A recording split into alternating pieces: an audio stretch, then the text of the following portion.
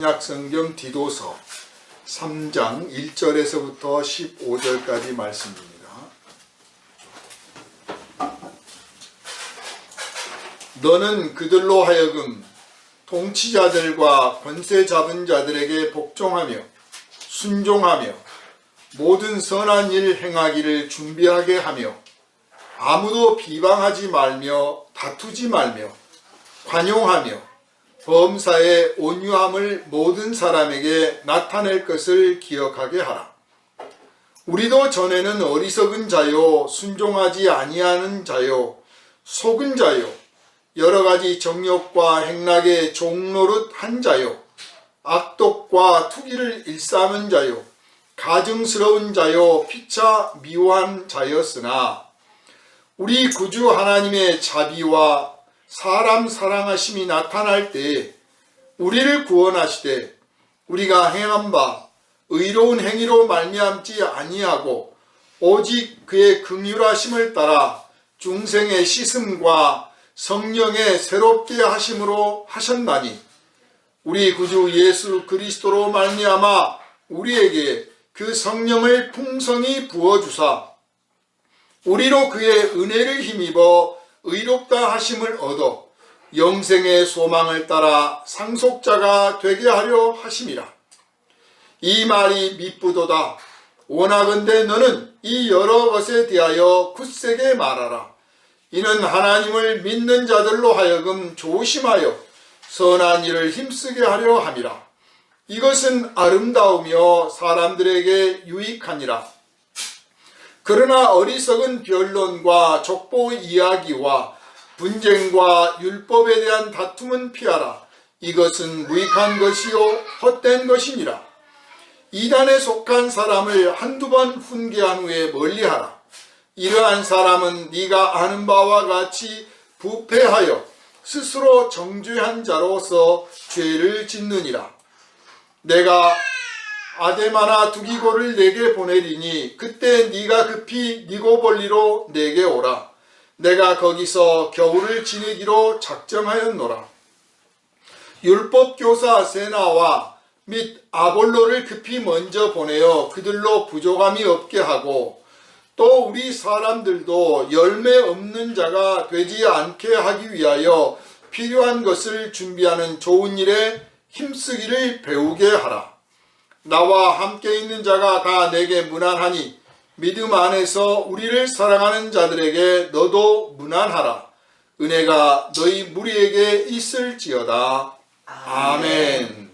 할렐루야. 아멘. 이 시간은 좋은 열매가 많은 사람이 되라는 제목으로 함께 은혜를 나누겠습니다. 기도합니다.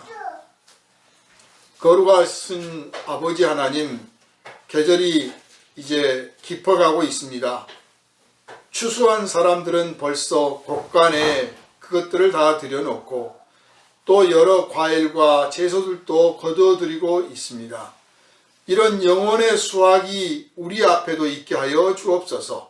우리의 삶에도 한 해를 돌아보며 감사하며 찬송하되 우리가 주님 앞에 바칠 아름다운 열매들을 헤아릴 수 있는 시간 되게 하여 주시옵소서.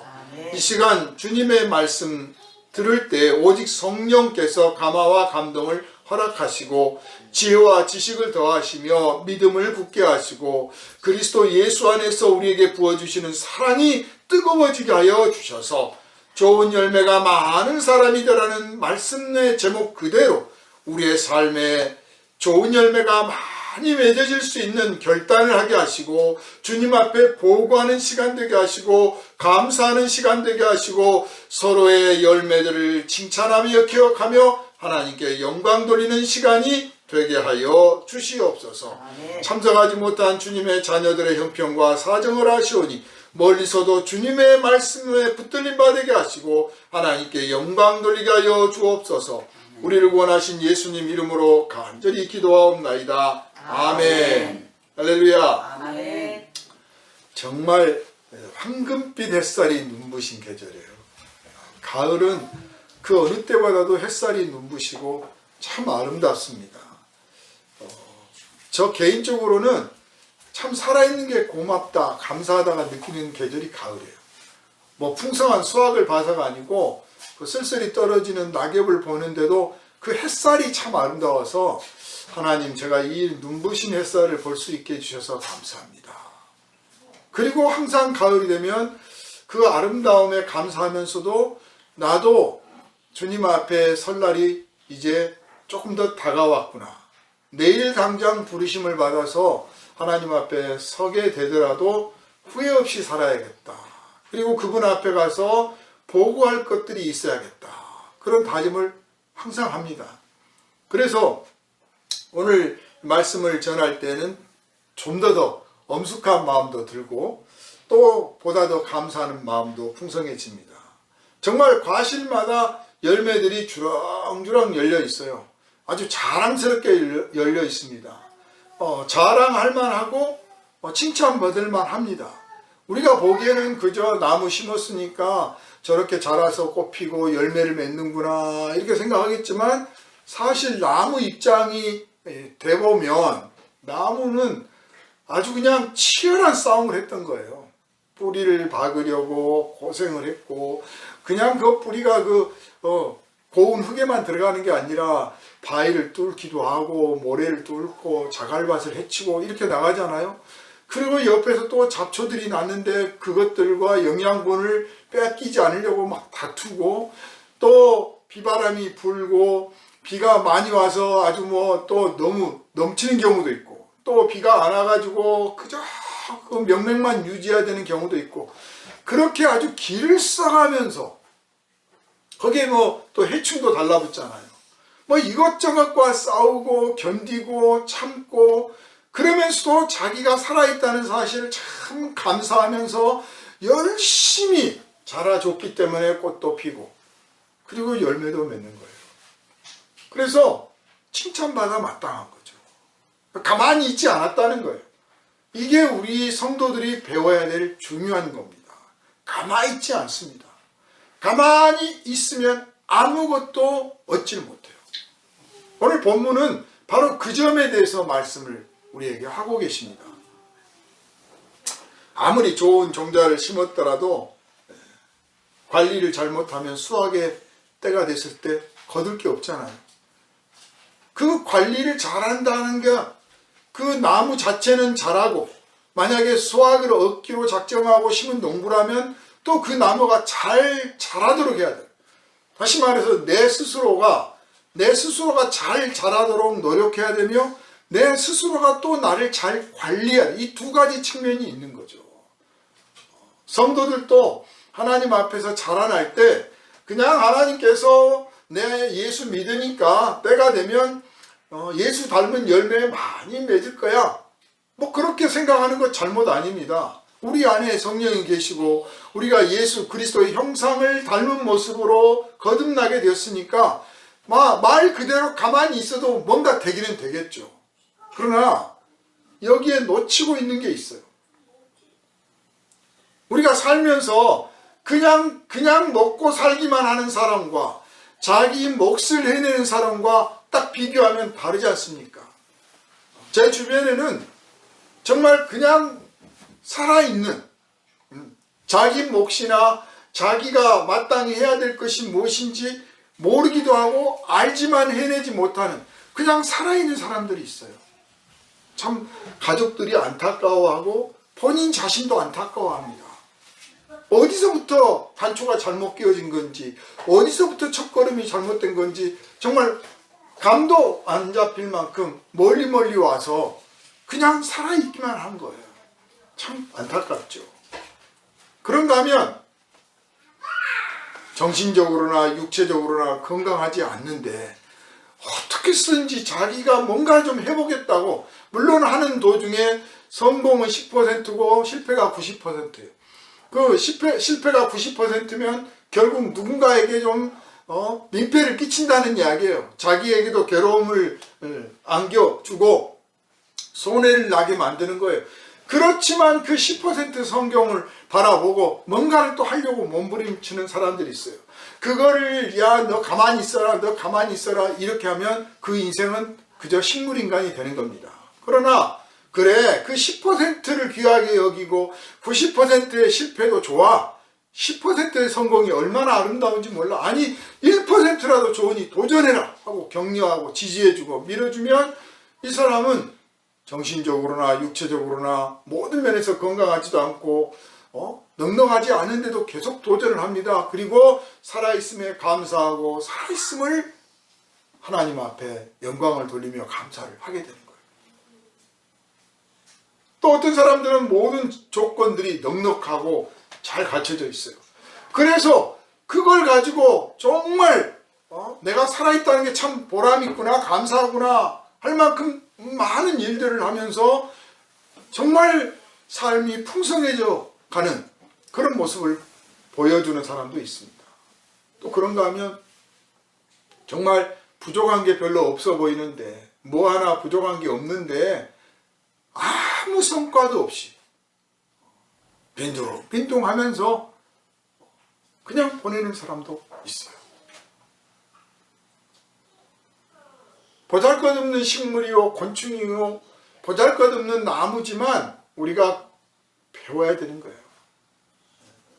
꼭 성경 말씀 듣고 설교 시간에 말씀 들어야만 하나님의 은혜를 받는 게 아니고 하나님께서 발람을 꾸짖을 때 나귀를 동원해서 쓰셨잖아요. 하나님께서 우리의 심령을 움직이실 때 무엇을 가지고 움직이실지 몰라요. 열려 있어야 됩니다. 오늘 이 시간 우리는 이 가을을 맞이해서 영적인 수학이라는 것에 대해서 한번 새삼스럽게 생각을 할 필요가 있습니다. 늘 생각하고 늘 고민하고 늘 힘쓰는 줄 알지만 또 새삼스럽게 영혼의 수학이 뭔가, 나는 영혼의 수학이 어떠한가, 내 삶에는 영혼의 수학이 얼마나 풍성한가 한번 진지하게 돌아보는 시간이 되어지기를 주님의 이름으로 축원합니다. 아멘. 정말 어디 뭐 부흥집회라든지 뭐 전단지 보면 영혼의 추수 때, 뭐 영혼의 추수 때를 예비하라, 뭐 등등 뭐 참 멋있는 말 표현들 많이 써요. 자, 그렇게 쓰는 건 좋아. 문제는 그렇게 쓴 만큼 내가 영혼의 수확을 얻고 있는가, 나는 만족한가, 이 점에 대해서 좀 고민할 필요가 있는 거예요. 남들이 안 쓰는 표현을 멋지게 썼으니까 아름다운 게 아니고 그런 표현을 썼던 만큼 나는 정말 수확을 하고 있는가 고민을 하고 더 나아가서 괴로워할 필요가 있습니다. 즐거운 괴로움이죠. 소망이 있는 괴로움이요, 인생을 복되게 하는 괴로움이에요. 우리 도무지 근심을 안 하려고 하는 아주 잘못된 안일함에 빠져 있는 것이 오늘 현대인들의 모습이고 특히 현대 속에 살아가는 우리 그리스도인들이 아닌가 싶어요. 고민들을 안 해요. 괴로워질 않아요. 해야지, 다음부터는 잘해야지 하고 딱 넘어가는 거예요. 그냥 왜 나는 저렇게 못할까, 괴로워질 않는다. 이게 참 안타까운 모습이 아닌가 싶습니다. 식물들은 엄청 괴로워합니다. 숲에 가보세요. 제가 아침에 이렇게 나올 때 그 나무가 한 10그루 정도, 메타스퀘어가 10그루 정도 심어진 그 식당이 있어요. 그런데 그 나무들을 보면 전체적으로 이렇게 딱 돼 있어요. 끝높이가. 전체 그림자가 이렇게 돼 있어요.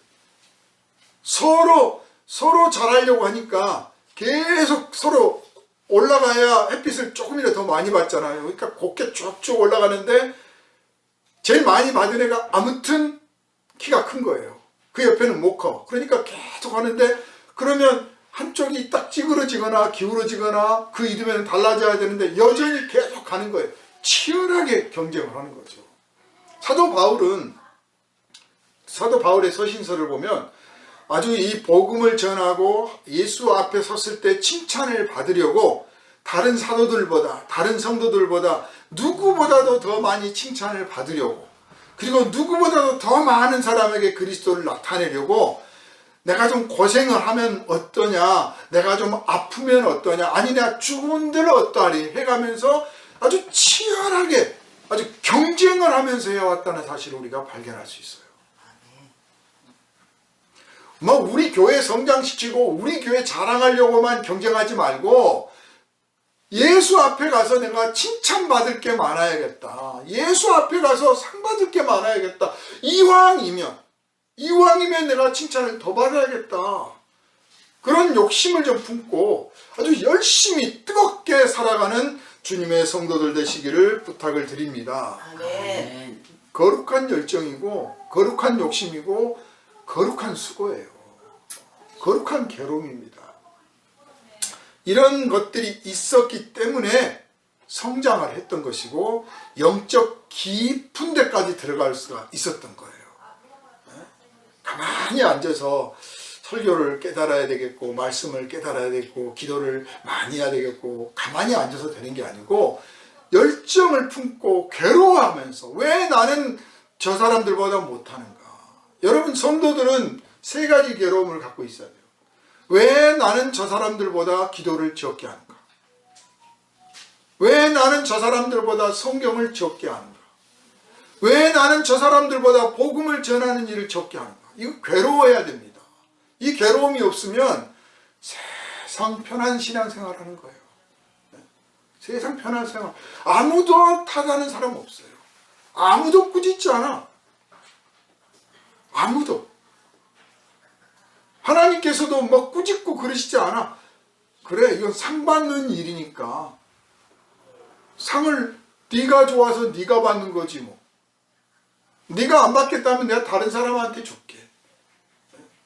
교회의 촛대도 옮기시는 분이세요. 우리가 성지순례 가면 폐허가 된 교회들을 보잖아요. 교회의 촛대를 옮기신 거예요. 불순종하고 교만하고 게으르고 의심 많고 쾌락에 빠지고 그러니까 수차례 경고를 하시다가 안 되겠다. 촛대를 옮겨.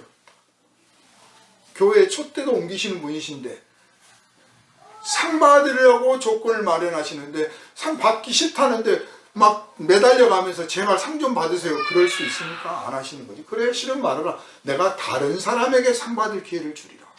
여러분이 게을러 있을 때, 안일함에 있을 때, 불순종하고 있을 때, 의심하고 있을 때 여러분에게 맡기시려고 했던 것들, 여러분을 통하여 얻으시려고 했던 영적인 수확들이 그대로 있는 게 아니라 시간이 없으므로, 때가 급함으로 다른 사람에게 옮겨갔다는 사실을 깨달아야 됩니다. 얼마나 많은 분들이 그 기회를 놓치는지는 몰라요. 목사가 그냥 가만히 있으니까 마음대로 하세요. 그런 뜻이 아니에요. 아, 이 사람은 그릇이 안 되는구나. 이 사람은 자격이 안 되는구나. 하나님 어떻게 할까요? 다른 사람에게 옮길까요? 그런 기도를 하게 되는 거예요. 많이 봤어요. 참 제목감인데 정말 제목감이에요. 누가 봐도 제목감인데 실제로 상을 받는 분들이 많지 않아요. 근데 오히려 제목감이 아니었던 분들, 아유, 배운 것도 좀 짧고 리더십도 부족하고 누구한테 가서 뭐 잘 못해낼 것 같은데 했던 분들이 오히려 끈덕지게 남아서 결국은 자기 몫을 해낼 뿐만 아니라 여러 사람의 몫까지 해내는 모습들을 많이 봅니다. 그럴 때마다 저 자신을 생각하죠. 나는 어떠한가? 나는 어떠한가? 보기에 번듯한 나무 되지 말고, 보기에는 별로 번듯하지 않지만 알찬 열매 많이 맺는 풍성한 하나님의 자녀 되시기를 주님의 이름으로 축원합니다. 아멘. 사람이 교만하면요, 하늘 높은 줄을 모르고 어리석어지면 땅 넓은 줄을 모릅니다. 우리가 하나님의 일을 하려면 우리 자신이 어떤 신분인가를 기억해야 됩니다. 오늘 본문을 보면 맨 처음 시작하기를, 물론 2장의 마지막 절까지 연결되어 있어요. 마지막 절하고 이제 3장이 연결되는데, 너는 권세 잡은 자들과 통치자들에게 들이대지 말고 복종하고 순종해라. 이렇게 먼저 말씀을 하셨어요. 우리 크리스찬들이, 우리 하나님의 자녀가 된 사람들이 예수 믿고 구원받으면요, 엄청난 자부심이 생겨요. 그래, 내가 하나님의 자녀다. 내가 기도하면 하나님이 들어주신다.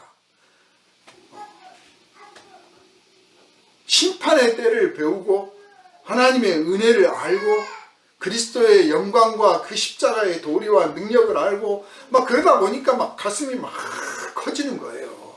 그러면서 같이 막 키도 자라. 그러다 보면 자칫하면 교만해집니다. 교만해져. 그래서 마치 내가 뭔가를 잘해서 구원받은 줄 알아요. 여러분 잊지 마세요. 우리가 잘해서 뭘 잘해서가 아니라 우리가 한 것 나름 잘했다고 하는 것들은 하나님 앞에 가서 점수가 못 되고 오직 하나님께서 우리를 불쌍히 여기셔서 구원해 주셨다는 사실 잊지 마시길 바랍니다. 아멘. 저 동창 중에 아주 부자 된 사람들이 몇 사람 있어요. 엄청 부자예요. 랭킹에 들어가는 우리나라에. 그런 부자도 있고 뭐 그런 정도는 아니지만 그래도 말 그대로 한 자손 100대는 먹고 살 만큼 벌어놓은 사람들이 좀 있어요. 근데 그들 중에 몇몇은 옛날 어렸을 때 친구들을 안 만나려고 한다는 거예요. 그래 그렇다고 흉을 봐요 저한테. 왜 안 만나는데? 만나면 자기가 달라진 모습을 대접을 안 한다는 거예요. 여전히 옛날 친구지. 너 어렸을 때 말이야 뭐 장난 많이 쳤잖아. 뒷집에 유리창도 깨고 너 뭐 훔쳐먹다 걸리고 그랬었잖아. 그런데 그런 말 안 듣고 싶은 거야. 안 들키고 싶은 거야. 여러분은 가난하니까 그럴 일이 없어요. 감사해야 돼요.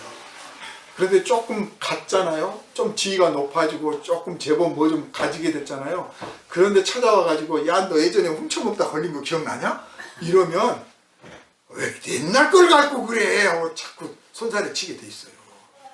한 두 번 더 그러면 안 만나는 거야. 바빠서 너 필요한 거 있냐? 너 뭐 나한테 필요한 거 있나? 이런다고. 누구든지 그게 자연스러운 거예요.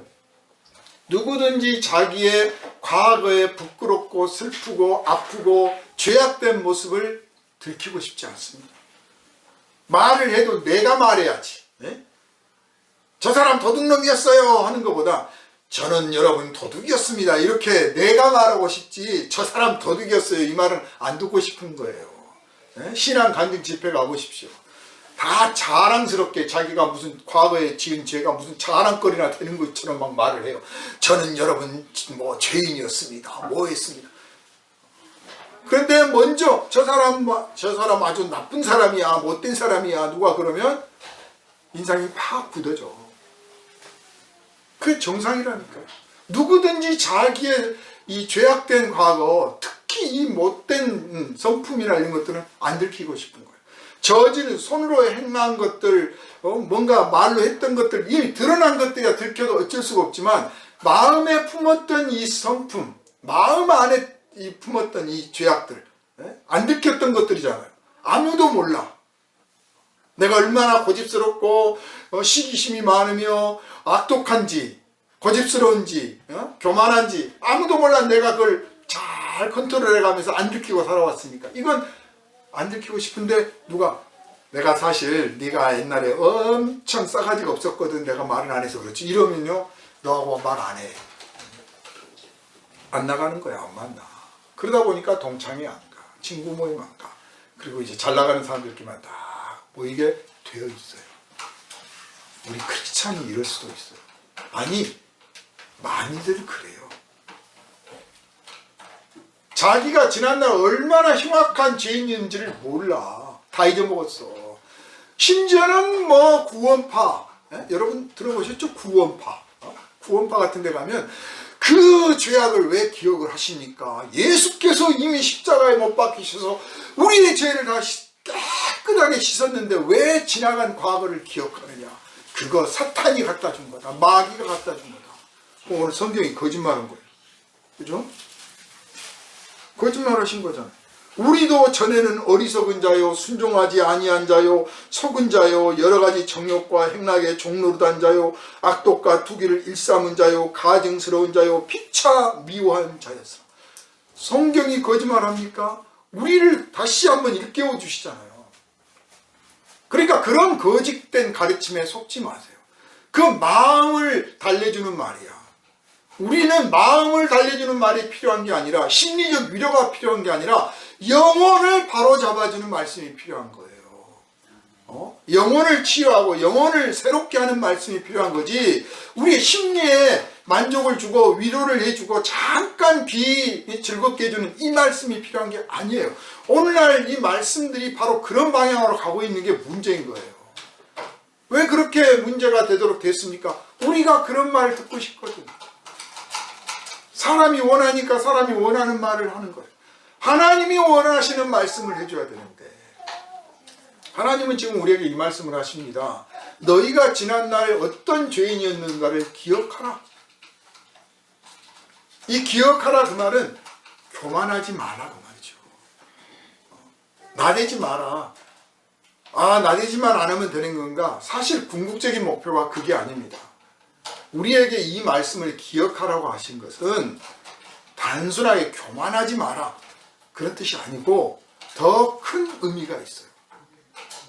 권세 잡은 자나 통치자들한테 맞서지 마라 이렇게 꺼내신 이유는, 그리스도인이 한없이 자기가 하나님의 자녀가 되고 은혜 받았다는 사실을 자부하다 보면 눈에 뵈는 게 없는 거예요. 두려울 게 없어요. 그래, 하나님께서 나와 함께 하시니 내가 누구를 두려워하리요. 참 아름답고 멋있죠. 멋있는 말씀이에요. 살아있는 하나님의 말씀이에요. 그런데 그 말씀의 뜻은 이 권세를 잡은 자나 통치자들을 깔고 뭉개고 무시하다는 그런 뜻은 아니라고 말해요. 권세 잡고 통치하는 이 사람들의 권리를 인정해 줘라. 네가 정말 추구해야 될 것은 맞서 싸우고 의시된 게 아니라, 예수께서 그 권세자들의 그 권세를 인정했기 때문에 십자가에 못 박히셨잖아요. 예수님이 하나님의 아들이신데 당신께서 내가 이 세상의 권세가 뭐가 들었겠느냐, 너희가 어떻게 나한테 감히 이럴 수 있겠느냐, 그러면 누가 예수님을 해칠 수 있겠습니까? 예수께서 겟세마네 동산에서 기도하실 때 내가 아버지께 청하여서 12영도 더 되는, 한 영이 연대니까 한 연대면 얼마나 사람이 많습니까? 12영, 사단으로 쳐도 몇 개 사단이 되는 천사들을 내가 불러서 동원해서 나를 지키고 보호해달라고 할 줄 몰라서, 할 수 없어서 그런 줄 아느냐 그랬어요. 그래서 하나님 보시기에는 정말 하찮은 인간의 권세, 그 하찮은 인간의 권세 앞에 당신을 맡기시고 처분을 다 받으셨습니다. 매도 맞고 모욕도 당하고 심지어는 십자가에 못 박혀 죽여라는 사형 판결도 받아들이셨어요. 화를 안 내셨습니다. 마땅히 화를 내야 될 것을 화내지 않고 참는 것을 뭐라고 그러냐? 온유함이라고 그래요. 성경에서 말씀하는 온유는 마땅히 화를 낼 수 있는 상황인데도 그 화를 내지 않고 참고 너그럽게 대하는 게 온유함이에요. 바로 우리에게 그 온유함을 배우게 하기 위해서 그렇게 말씀을 하신 거예요. 권세나 통치자들과 맞서지 마라. 대항하지 말고 꾸짖지 말고 오히려 그들이 말하면 들어라. 왜? 네가 온유한 사람이라면 그래야 된다. 그리고 너의 그 기질, 맞서고 싶은 그 어떤 욕망이라든지 막 그런 것들이 있을 때 그것들의 방향을 바꿔라. 자, 이게 우리 성도들이 알아야 될 중요한 핵심인 거예요. 나무들이 물을 공급받고 영양분을 공급받아요. 그런데 자라기만 막 자라. 잎만 막 무성해. 그러면 어떻습니까? 관상소로 놔둔 경우 아니면 몇 년 지내봤는데 열매도 안 맺고 그러니까 땅만 차지하니까 거름이나 아끼게 잘라버리자 그러잖아요. 영양분을 공급받고 물을 공급받았을 때 그것을 가지고 자 골고루 보내서 특별히 꽃을 피게 하고 또 열매가 맺어지면 그 열매에다가 공급을 잘 해가지고 열매가 탐스럽고 풍성하게 되도록 그 나무가 애쓰잖아요. 그렇게 해서 열매가 맺어지잖아요. 우리가 반항하고 대항하고 막 맞서고 싶은 그런 에너지, 그 열정, 그런 기질들을 어디다 써야 되느냐? 하나님이 바라시는 어떤 방향에 가서 열매를 맺는다, 그 에너지를 써라고 말해요. 그 과정에 필요한 게 온유함이에요. 그러려면 온유해야 돼. 너그러워야 돼. 너그러워야 돼. 철저하게 관대하고 너그러운 성품을 품고 맞서지 않고 제가 뭐 따르죠 뭐 기꺼이 그렇게 함으로써 정말 중요한 어떤 것들을 이뤄내는데, 그 어떤 것이 뭐냐? 선한 열매예요. 그 선한 열매를 맺기 위해서 그런 거예요. 우리가 권세를 잡은 사람이나 통치자들한테 맞서 싸우면, 우리가 맞서 싸우다 보면 어떤 일이 벌어지느냐? 우리가 좋은 일을 하는데도 방해를 받아요. 예? 우리가 나쁜 일을 하면 당연히 처벌받는 건 당연한 거고, 우리가 좋은 일을 하려고 하는데도 방해를 받아. 니깟 놈이 뭐를 한다고 그래? 이런단 말이에요. 만약 우리 교회가 여기서 행정법규도 안 지키고, 예? 제가 그 평신도 시절에 집사일 때 우리 교회가 그런 일을 겪었어요. 월세 내는 게 너무 부담스럽고 그러니 이왕이면 안정된 곳에서 합시다 하고 목사님께서 말씀을 하셔가지고 그러시죠 뭐. 그래서 이제 목사님 주택에다가 한 층을 더 올려서, 그러니까 이제 다락 방식으로 만드는 거죠. 지붕 위에 지붕을 높이 해서 거기서 예배를 합시다. 그럼 거기에 한 40-50명 들어갈 수 있는 공간이 되는 거예요. 넓게. 그래 지었어요. 딱 지어가지고 가서 예배를 드렸습니다. 어느 날 가서 보니까 지붕이 없어. 지붕이. 목사님 어떻게 된 거예요? 아니 무허가 건물이라고 와서 포크레인으로 구청에서 와서 찍어버렸다. 그래요? 참 낭패입니다. 그래서 이제 거기서 못하고 밑에 이제 거실에서 모여서 참 뭐 기도해가면서 주여 우리를 살려주시고 열심히 했어요. 또 한참 있다가 또 지붕을 내, 또 와서 또 부쉈어요. 4번이라. 4번이라.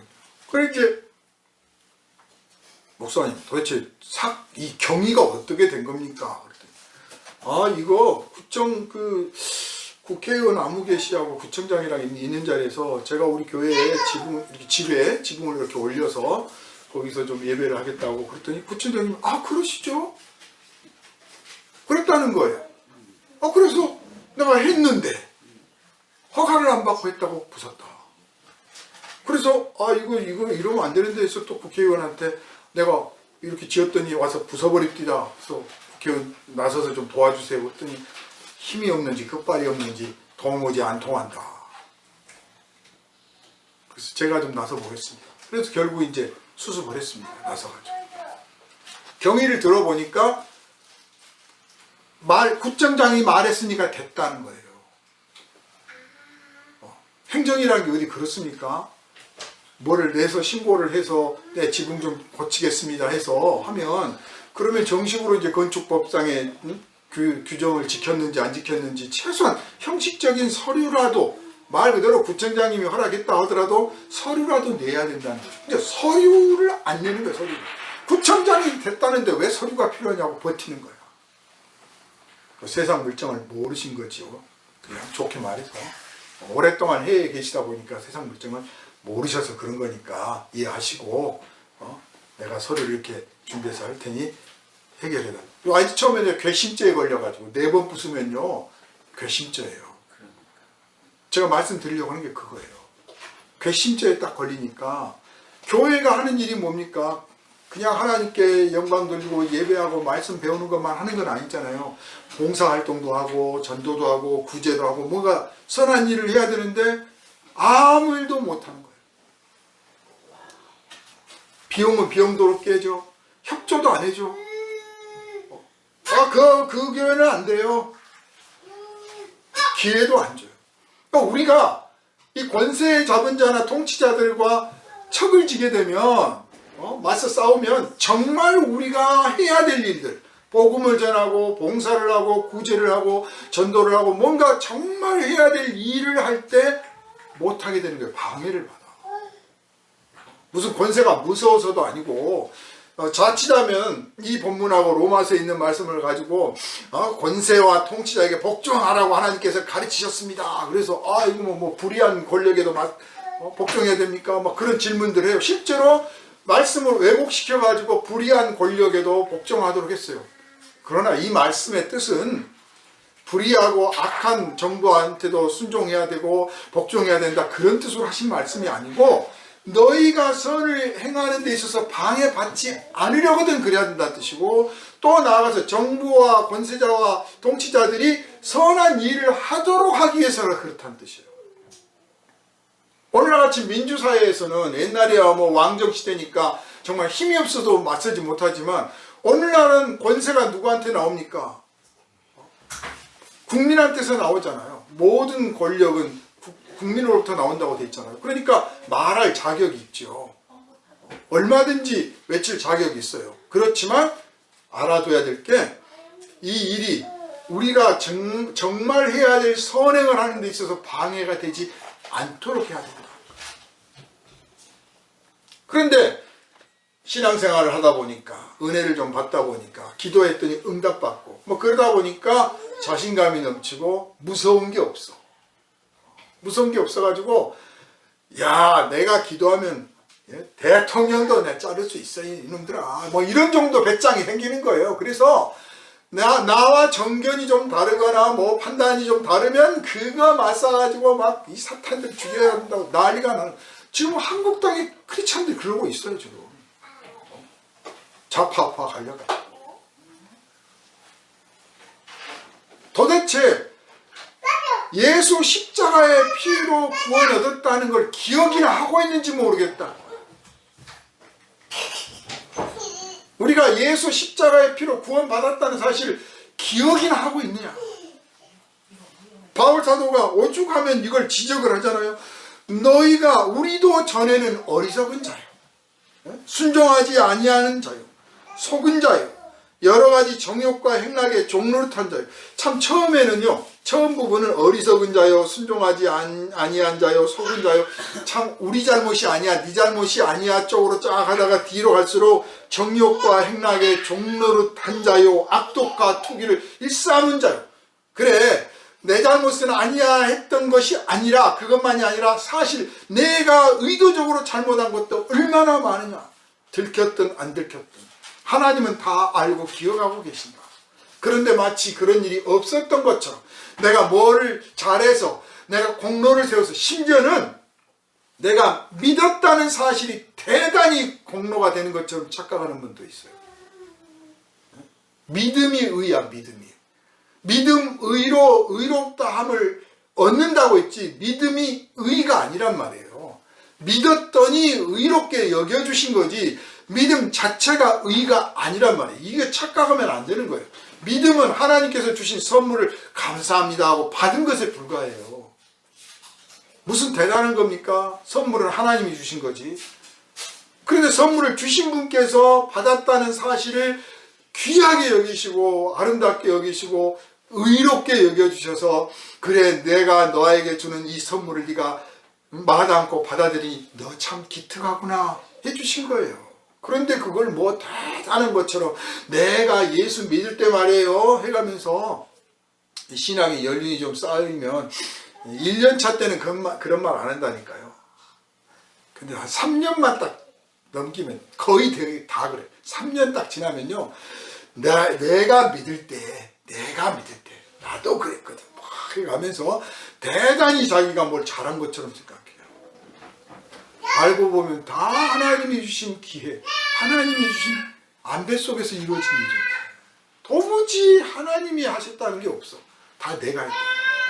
그러니 거기에 무슨 오묘함이 나오겠습니까? 사람을 대할 때 온유함보다는 교만함이 차 있고 까칠함이 있어요. 까칠. 그래서 이 뒤에 가면 이단에 속한 사람들과 어떻게 할 거냐 하는 부분이 나오는데, 이것도 우리 이제 되게 이해를 할 때, 이단은 뭐 조금 아는 체 하는 분들이 그러죠. 뿌리가 다른 거다.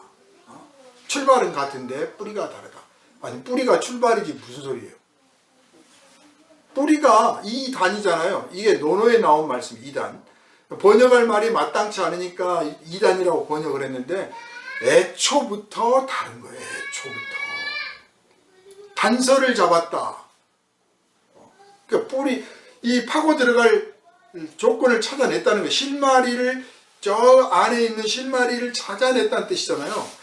끝에가 다른 게 아니고 본질이 다른 거죠. 그 본질이 어떻게 다른 거냐? 이 본문의 뜻은 사실 우리가 지금 말하는 신학적이고 뭐 교리적으로 2단이다, 3단이다, 뭐 사입이다 이렇게 구별해서 하는 그 부분보다 오히려 교회 안에서 분파를 일삼는 사람들을 경계하는 뜻입니다. 여기서 쓰여지는 단어는 팔을 가르는 사람. 그렇게 돼 있죠. 사상이 다르면 팔을 가르겠죠. 철학이 다르면 팔을 가르겠죠.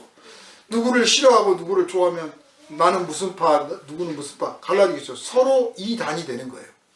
이단. 그 중에는 반드시 잘못된 병들어 있는 것들이 나타나게 돼 있죠. 그게 오늘 우리가 경계하는 이단인 거예요. 그래서 초대교회도 마찬가지입니다. 바울 사도가 이 서신을 쓸 때도 그랬고, 아니 심지어는 예수님이 계실 때도 그 안에서 파벌이 생기기 시작했어요. 그러나 예수 앞에서는 그걸 못했던 거고, 예수께서 성령을 받도록 하셨기 때문에 교회가 그걸 극복할 수 있었던 거죠. 그러나 이제 사도 시대가 지나고 속사도 시대, 교부 시대 이렇게 세월이 흘러가면서 점점점 잘못된 신앙과 잘못된 믿음을 가진 사람들이 힘을 갖게 되고 분파를 가르게 되는 현상들이 나옵니다. 그래서 교회가 막 갈라졌고, 이제 그 중에는 정말 잘못된, 왜곡된, 병들어 있는 가짜들도 등장을 했죠. 예수님 당시에도 가짜가 있었고 사도 시대에는 말할 것도 없었어요. 심지어는 사도 바울이 가짜 사도다, 진짜가 아니다부터 별하별 사람들이 다 했었잖아요. 만약에 그들을 바울 사도가 로마서다, 갈라디아서다, 뭐 고린도서다 편지를 써서 격려하고 야단치고 해서 바로 잡지 않았다면 어떤 일이 벌어졌겠습니까? 전부 다 가짜가 되어버렸겠죠. 오늘날 모양만 교회예요. 모양만. 내용이 진짜지. 내용이. 사과나무에서 사과가 열려요. 우리가 사과가 열리니까 사과나무라고 하는 거예요. 배나무에서 배가 열립니다. 그래서 배나무라고 하는 거예요. 예수께서 말씀하시기를 그 열매를 보아 그 나무를 안다 그러셨어요. 그 열매를 보아 그 나무를 안다. 그러니까 뭐 예수 믿는 사람, 그리스도인의 특징이 뭐냐, 예수 믿는 사람의 특징이 뭐냐, 뭐 여러 가지 막 주장들을 합니다. 뭐 방언을 한다. 방언. 거듭났으니까 거듭난 표시는 방언이다. 뭐 등등 별의별 주장들 다 하고 뭐 기도를 합니다. 뭐를 합니다. 그런데 한 가지예요. 한 가지. 선한 열매. 선한 열매를 맺는 것, 그 열매를 맺는 사람이 그리스도인이에요. 우리에게 선한 열매가 맺어지는 삶이 되도록 하시기 위해서 예수께서 그 방해가 되는 죄악을 십자가에서 못 박아 해결하신 겁니다. 내가 죄의 문제를 해결했으니 너는 이제 내가 공급해 주는 하나님의 은혜를 받고 진리를 따라서 잘 자라서 내가 기뻐하는 열매를 맺어라. 선한 열매를 맺어라. 그 열매 맺는 거예요. 그래서 그리스도인의 특징이 뭐냐? 선한 열매입니다. 사도 바울은 선한 열매를 성령의 열매라고 표현했습니다. 성령의 열매는 이것이니, 자비와 양선과 충성과 이렇게 쭉 설명을 하잖아요. 사랑이라고 하는 단어 안에 다 포함될 수도 있고, 사랑이라고 하는 여러 가지 맛이라고도 할 수 있는 여러 열매들을 말씀하시는데, 그 열매가 얼마나 맺어지느냐, 어떻게 맺어지느냐, 이것이 바로 그리스도인이냐 아니냐를 구별짓는 거예요. 나무라고 잘 자랐는데 열매가 없는 나무가 있어. 오죽하면 예수께서 무화과나무 비유를 들어서 열매를 얻고자 하되 없으니까 저주하셨다라는 표현까지 하셨겠습니까? 열매가 없는 나무는 쓸모가 없는 거예요. 우리에게서 열매가 맺어지는 삶이 되기를 주님의 이름으로 축원합니다. 아멘.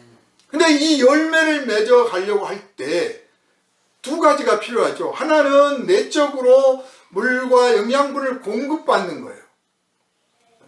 그 물과 영양분을 우리는 어디서 공급받습니까? 예수 그리스도에게서 공급받습니다.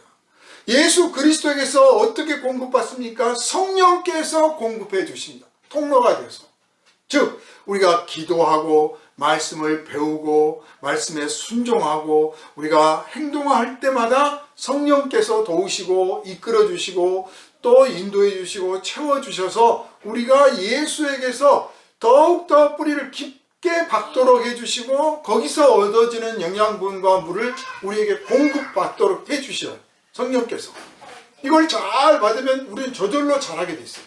그러니까 신앙이 안 자란다, 즉 열매 맺는 삶이 아니다라고 하는 것은 첫째, 예수에게 뿌리를 깊게 받고 있지 않기 때문이다 그 말이에요.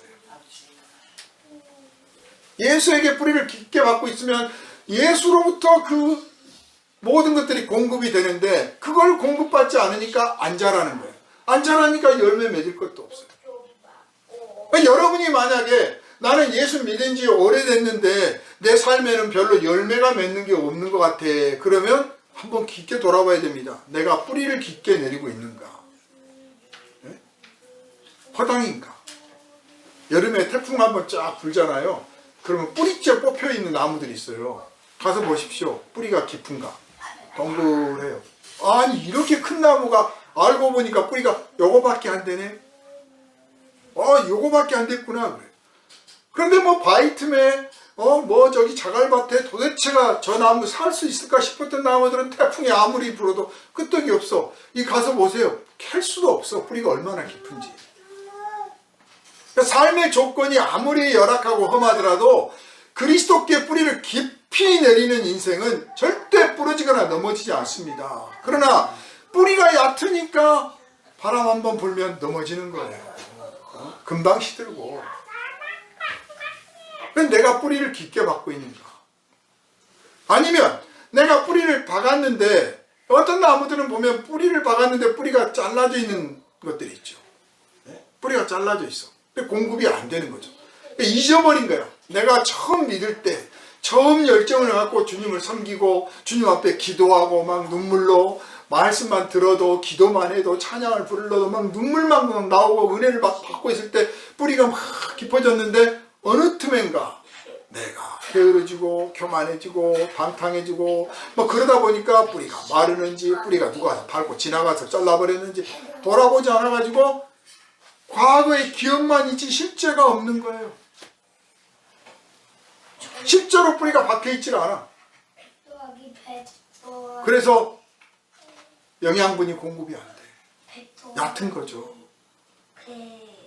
이 점을 깊게 생각해야 됩니다. 이 땅에 많은 성도들이 그리스도께 뿌리를 깊게 받고 있지 않습니다. 사실 어떤 면에서는 너무 편해서 그래요. 믿기가 너무 편해. 고난과 역경 속에 있는 분들, 해외 선교 나갔던 분들도 그렇고 국내에서도 막 농촌이나 어디 오지 시골 정말 뭐 먹을 거 입을 거 쓸 거 넉넉하지 않았던 분들의 그 목회자나 또 성도들 그런 분들은 비가 오나 눈이 오나 변함이 없이 꿋꿋하게 신앙을 지켜가요. 가서 보면 뿌리가 깊이 박혀 있어요. 아는 지식의 종류는 많지 않지만 한결같은 깊은 신앙심을 갖고 있어요. 반면에 조건이나 여건이나 환경 처지 다 괜찮은 누가 교회 간다고 핍박을 하길 합니까? 욕을 합니까? 교통이 불편합니까? 뭐 다리가 성하지 못합니까? 아무것도 문제가 없어. 그런데도 교회 한번 나오는 게 그렇게 힘들어.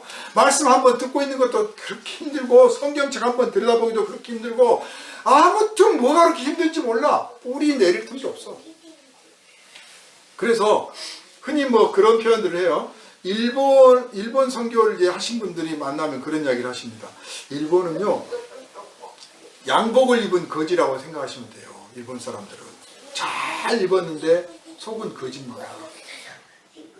물질 문명이나 모든 것은 풍성한데 내적으로는, 영적으로는, 정신적으로는 매우 가난하고 황폐합니다. 그런 표현을 쓰는데 이제는 그걸 대한민국에도 적용을 해야 돼요. 대한민국. 이 땅의 사람들이 지금 양복을 입었으나 정장하라고 멋있는 옷을 입었으나 속은 거지야. 크리스찬도 예외가 없을 정도. 그래서 전에는 시골 사람들이 도시교회 와가지고 야 우리 교회도 저런 거 좀 해봤으면 좋겠다. 무슨 빔 프로젝트에 악기에 앰프에 예배 순서도 너무 멋있어. 콘텐츠가 다양해. 막 나와서 찬양 집회하고 무용도 하고 우리 교회도 저런 거 하면 안 될까요? 막 그랬었는데요. 신앙은 배울 게 없었어요. 요즘은 도시교회에서 시골 한번 놀러 가거나 가면 거기 가서 이제 반성문을 쓰고 오는 거야, 속으로. 야, 저 할머니들이 아는 게 있어, 배운 게 있어, 뭐가 있어. 그런데 새벽 기도 나와가지고 기도하고 있는 걸 보니까 내가 참 게으르구나. 반대가 되는 거예요. 그리스도에게 뿌리를 깊이 내리시기를 주님의 이름으로 부탁을 드립니다. 아멘. 자, 이렇게 뿌리를 깊이 내렸으면 그 다음 이제 뭘 해야 되느냐. 잘 자라야 되잖아요. 잘 자라려면 어떻게 해야 되느냐. 이 삶의 현장 속에서 여러 가지 도전과 위협과 시련과 이런 것들이 찾아오는데 그걸 극복해야 되는 거죠. 네? 세상 편하게만 사는 게 아니잖아요. 아까도 이제 예배 전에 험한 십자가 붙들겠네 찬송가, 험한 십자가 붙들겠네 이렇게 찬송 나오는데 제 귀에는 요즘 사람들은 편한 십자가 붙들겠네 라고 부르는 것 같아가지고 막 웃었습니다. 혼자. 다들 편한 십자가 붙들겠네. 목사님들도 만나면 그래요. 흉보는 게 아니라 목사님 1학년 목회를 좀 편하게 하지 않겠어요? 목회는 장기전입니다. 지금 막 고생해버리고 힘들면 오래 못 갑니다. 좀 편하게 해야 됩니다. 그래서 교회 프로그램도 다 편한 방법으로 가요. 성도들도 편하게, 예배 시간도 편하게 하고 싶고 자리도 편하게, 다 편해야 돼요. 그러다 보니까 조그만 충격이 외부에서 딱 오면 못 견디는 거야. 화들짝 놀라가지고 이게 웬일이냐, 이거 어떻게 해야 되냐, 막 안절부절하고 하나님은 왜 이걸 안 지켜주시나 고민들 하고. 풀 한 포기도 그냥 자라지 않잖아요. 온갖 비바람 다 무릅써가면서 자라잖아요. 교회 성장은 오죽하겠습니까? 풀 같은 게 아니잖아요. 교회는 영적인 기관이에요.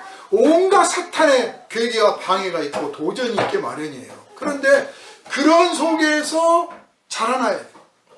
그 자라날 때 어떻게 자라나느냐, 그걸 이기는 힘이 뭐냐. 여러분 찬바람 불면 뭐가 필요합니까? 따뜻한 품이 필요하잖아요. 따뜻함이. 교회가 이 세상에 칼바람, 찬바람, 이 모든 바람과 맞서서 이길 수 있는 유일한 것은 따뜻한 바람이 내 쪽으로 일어나야 되는 거예요. 내부에서. 그게 온유함이에요. 따뜻함. 화내지 않고 너그럽게 대하고 내 안에서 따뜻한 온기가 나와야 돼요. 밖에서 나를 봐주고 에이 내 참는다, 너는 봐줄게, 이게 아니라 내부에서 뜨겁고 따뜻함이 올라와서 내가 당신들이 비방할지라도, 당신들이 나를 괴롭힐지라도, 조건이 어렵고 경제가 어렵고 물질이 부족하도 그래도 내 끄떡 없습니다. 그렇게 해서 만들어진 신앙이 바로 공손하고 온유한 사람이에요. 한결같습니다. 하나님께서는 우리가 공손하고 온유한 사람이 되기를 원하세요. 온유해야만 열매가 맺어지거든. 그런데 이 외부에서만 찬바람이 부는 게 아니에요. 여러분 생각해 보십시오.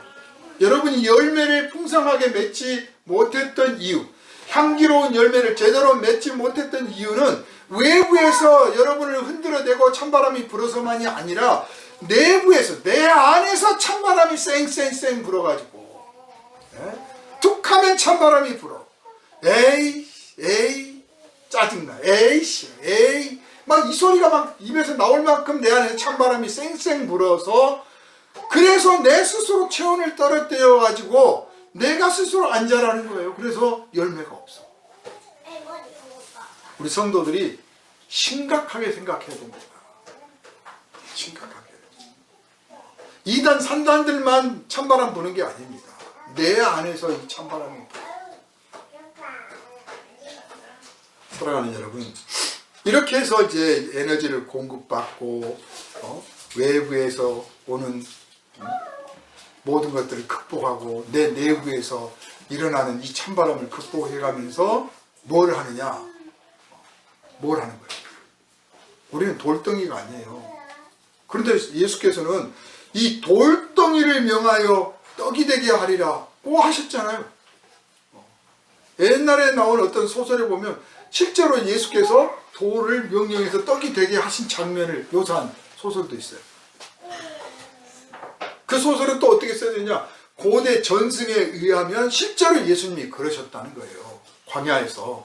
그래서 그걸 바탕으로 뭐 글을 썼다고 그러는데, 아무튼 이제 그건 좀 과장된 이야기고, 그만큼 하나님께서 원하시는 것은 우리가 살아있는 존재가 되기를 원한다는 거죠. 살아있으면 행동해야 되는 거예요. 행동.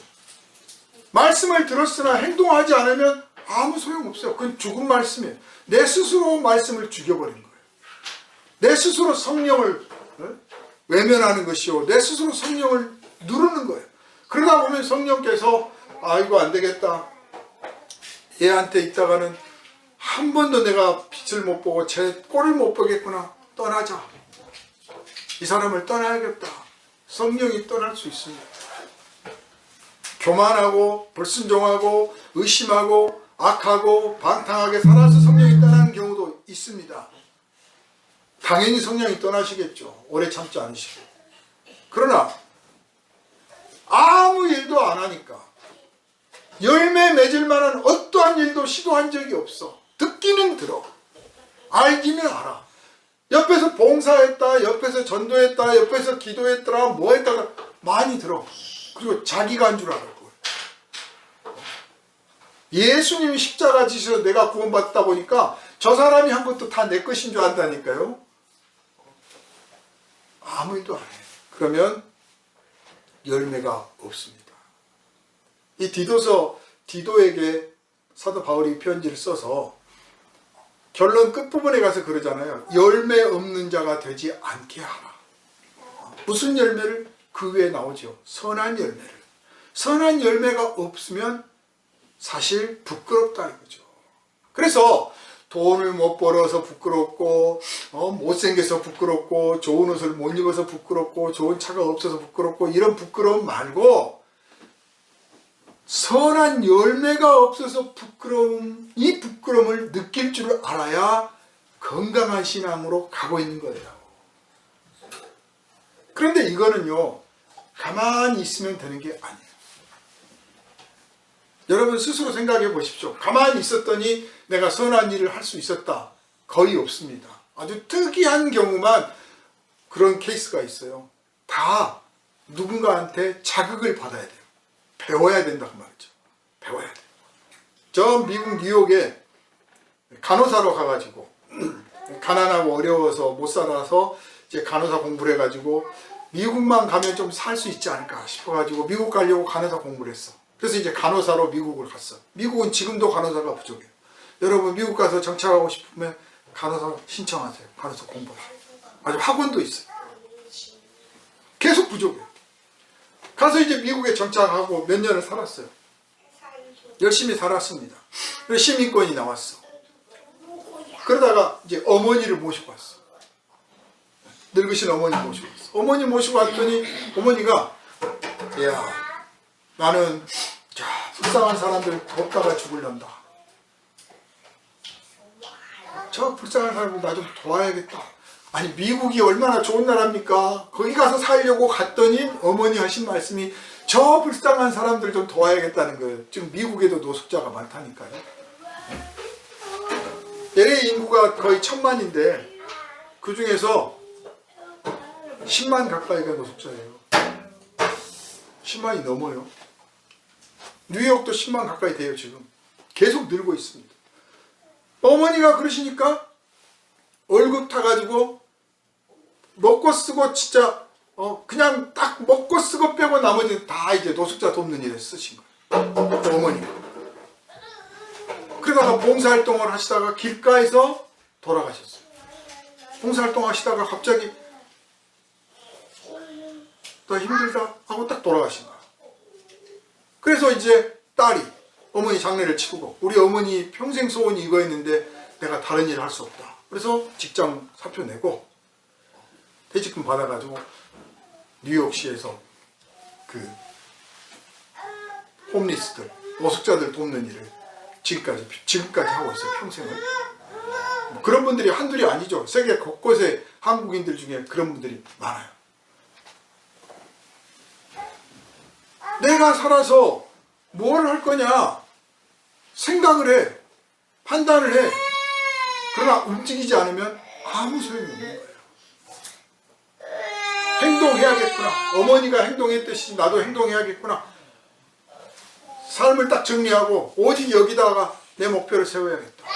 아무도 도와주는 이 없이 혼자 열심히 했는데 세월이 지나니까 이 사람 저 사람 기억하는 사람도 있고 알아주는 사람도 있고, 그래서 이제 한인 교회에서 도와주고 뉴욕시에서도 좀 도와주고 해서 이제 점점점 많은 사람을 도울 수 있게 되었다. 뭐가 남습니까? 나는 죽어도 예수님 앞에 가면 보고서를 쓸 수 있네. 그 말 할 수 있다는 게 얼마나 복된지 몰라요. 여러분이 내가 죽으면 예수님 앞에 가서 이런 일을 하다가 왔습니다 하고 보고할 게 있어. 나는 죽어도 여한이 없고 그 죽음이 언제 와도 난 상관없어. 이런 인생이 진짜 살아있는 인생이지. 나는 가서 뭔 말을 해야 될지, 무슨 보고를 해야 될지, 내가 어떻게 말씀을 드려야 될까, 죄송합니다, 다 용서해 주시고요, 그때 가서도 또 예수님 십자가 한 번 더 주세요 그럴 거예요? 이미 한 번 졌는데. 말씀을 맺겠습니다. 사랑하는 여러분, 우리가 예수 안에서 은혜 받다 보면 권세자 통치자들과 맞설 만큼 우리가 한없이 우리 자신을 자부할 수가 있습니다. 그러나 그건 아무 소용 없습니다. 오히려 복종하고 순종함으로써 십자가를 지셨던 예수님을 배워야 되고, 예수께서 화를 내지 않고 끝까지 그 일을 마칠 수 있었던 것은 온유하셨던 까닭입니다. 그러므로 우리가 이 삶의 전 과정을 통해서 온유함을 배워야 되고, 온유함을 통해서 그 결과로 무엇을 하느냐? 하나님께서 받으실 열매를 맺어야 한다. 이 열매는 행동하지 않으면 얻어질 수 없는 것이다. 나는 그리스도 앞에서 어떤 열매를 맺어가는 삶을 살고 있는가? 올해 이제 가을이 깊어가는데 나는 열매가 몇 개인가? 무슨 열매를 가지고 예수 앞에 보고를 드릴 것인가? 고민하고 괴로워하고, 아직 날짜가 한 달 더 남았으니 이제라도 몇 개라도 열매를 맺는 삶이 되어야겠다 하는 진지한 저녁 시간 맞이하시기를 주님의 이름으로 축원합니다. 아멘. 기도합니다. 거룩하신 주님, 우리가 예수 그리스도의 십자가의 은혜로 구원을 받았으나 얼마 지나지 않아서 우리의 생각과 우리의 의로 말미암아 구원을 받은 것처럼 뻐기고 자랑하고 착각할 때가 얼마나 많았는지 이제 깨닫습니다.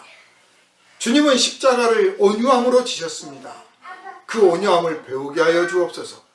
그리스도께 뿌리를 깊게 내리게 하시고, 그리스도께 뿌리를 깊이 내려서 얻어진 양문들을 잘 지키고 잘 자라서 하나님 받으실 만한 성령의 열매를 풍성히 맺게 하여 주옵소서.